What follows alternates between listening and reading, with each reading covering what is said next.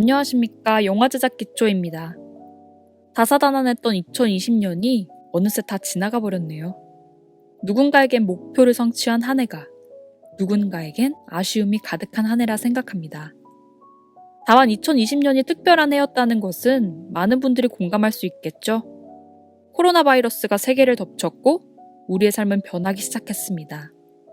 필수적으로 마스크를 착용해야 했고 사람들과의 거리는 멀어져야만 했으며 그로 인해 많은 산업들의 모습이 변하게 되었죠.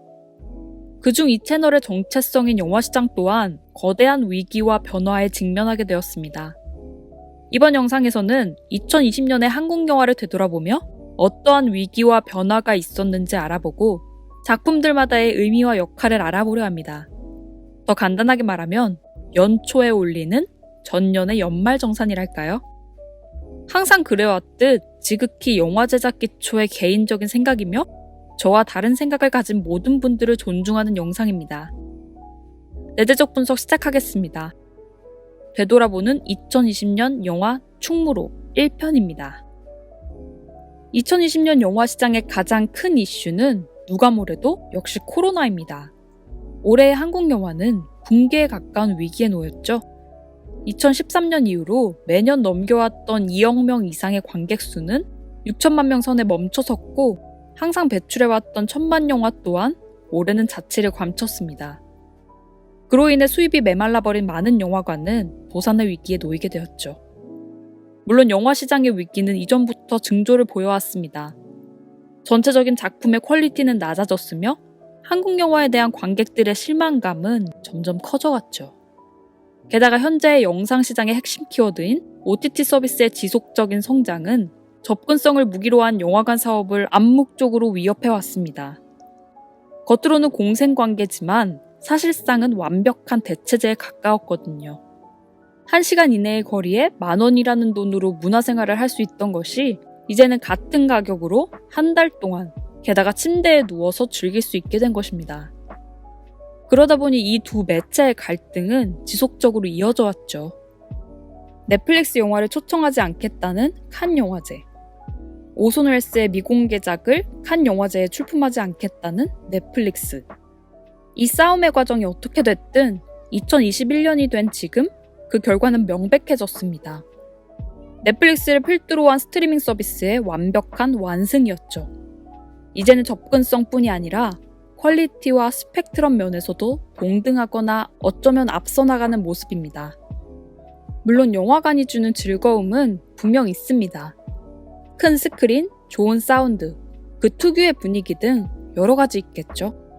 하지만 이것만으로는 코어 관객층을 지키기엔 한계가 있습니다. 보편적인 관객들의 마음을 흔들 만한 특별함이 있어야 하는데 현재 한국 영화가 가진 특별함이 결코 OTT 시장의 접근성을 넘지는 못하는 상황이죠. 기생충급의 특별함이 아니면 굳이 코로나의 위협을 무릅쓰고 극장을 찾을 이유는 없어 보입니다. 이러한 상황이 야금야금 지속하다 보니 돈이 가장 최우선인 투자자들도 이제는 극장 개봉 영화에는 슬며시 발을 빼기 시작했고 많은 영화를 제작한 제작사들 또한 슬며시 드라마 시장에 발을 들이기 시작했죠. 앞으로 더 많은 영화들이 OTT 서비스의 직행을 선택할 것이며 대규모의 제작비가 영화가 아닌 드라마에 투자될 것입니다. 넷플릭스나 브라운관으로 드라마나 영화를 보는 것도 좋아하지만 극장을 통해 영화를 보는 것이 가장 큰 취미인 저로서는 굉장히 안타까운 상황입니다.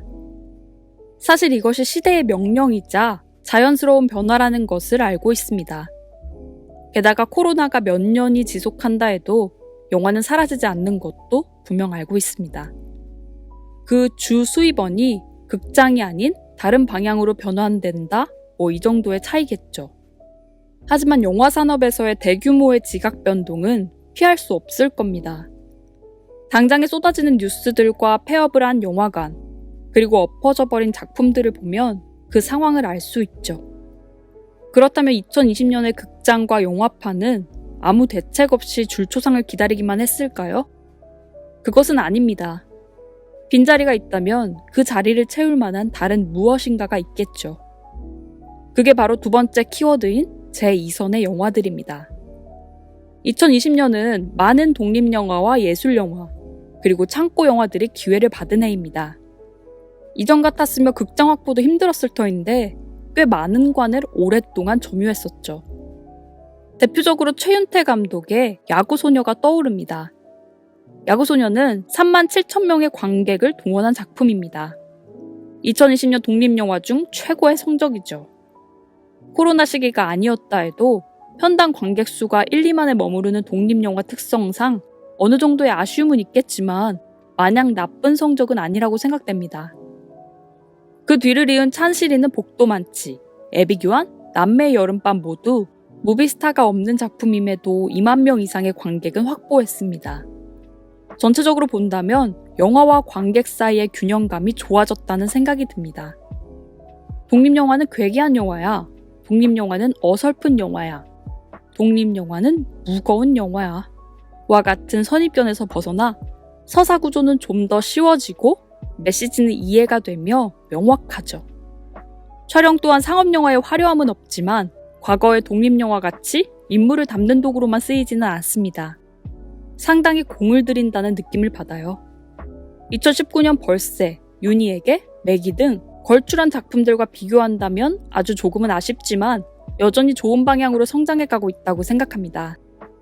그 외로 창고 영화들을 조금만 이야기하자면 2020년의 창고 영화들은 창고 영화가 창고 영화 했다라는 생각이 듭니다. 물론 영화의 연기의 이유가 다양한 만큼 모든 창고 영화들이 나쁜 영화거나 실패하는 영화는 아닙니다. 2013년 크랭크업을 하고 2015년 개봉한 소수의견은 높은 완성도를 선보이며 평단에게 호평을 받았고 2017년 크랭크업 뒤 2019년 개봉한 돈의 경우 류준열의 티켓 파워에 힘입어 330만의 흥행에 성공했죠. 하지만 자본 회수가 필연적인 상업영화 시장에서 개봉을 하지 못한 대부분의 영화들은 치명적인 결함이 있거나 시대의 흐름에 맞지 않는 경우가 많죠. 검객, 디바 또한 마찬가지였습니다. 추석 시즌 직전에 개봉한 두 작품은 분명 매력은 있습니다. 명확한 매니아가 존재하는 장르고 시선에 따라 다르겠지만 매니아들의 요구 조건은 충족할 수 있는 작품이라고 생각합니다. 그럼에도 창고 영화로 남은 이유는 계속해서 반복하는 말이지만 보편성이 있다고 생각해요. 전체적인 서사를 중요시하는 관객들이나 캐릭터의 매력을 중점으로 두시는 분에게는 분명 아쉬움이 남는 작품이라 생각합니다. 결국 영화라는 건 이야기의 영상화에 의의를 두는 것이고 상업영화의 성공은 타겟 관객층만으로는 불가능한 거니까요. 끝으로 2021년의 한국영화 시장을 생각한다면 마냥 밝지는 않다고 생각합니다. 코로나의 여파도 남아있겠지만 2020년의 상업영화들이 워낙 좋지 못했습니다. 코로나 때문에 망한 게 명예로운 죽음이라는 오명까지 남았죠. 한국 영화에 대한 관객들의 불신이 워낙 커져 있는 상황이에요. 그럼에도 조금의 기대를 말하자면 2020년도의 한국 영화를 보면 영화의 다양성은 조금은 넓어졌다고 생각합니다. 소리도 없이 내가 죽던 날과 같이 기존의 흥행 공식에서 벗어나려 한 영화들도 떠오르고요. 남산의 부장들과 조제와 같은 감독 특유의 해석이 느껴지는 작품도 있었습니다. 콜과 사라진 시간, 지푸라기라도 잡고 싶은 짐승들과 같은 특색 있는 신인 감독 등장도 눈에 띄고요. 충무로에 대한 기대를 완전히 접기엔 여기저기서 발목을 붙잡고 있는 것 같더군요. 좋은 영화들을 뜯어보며 2020년을 되돌아보는 이야기는 다음 영상에서 이어가도록 하고요. 전체적인 넋두리는 여기까지 하도록 하겠습니다. 그럼 새해 복 많이 받으세요.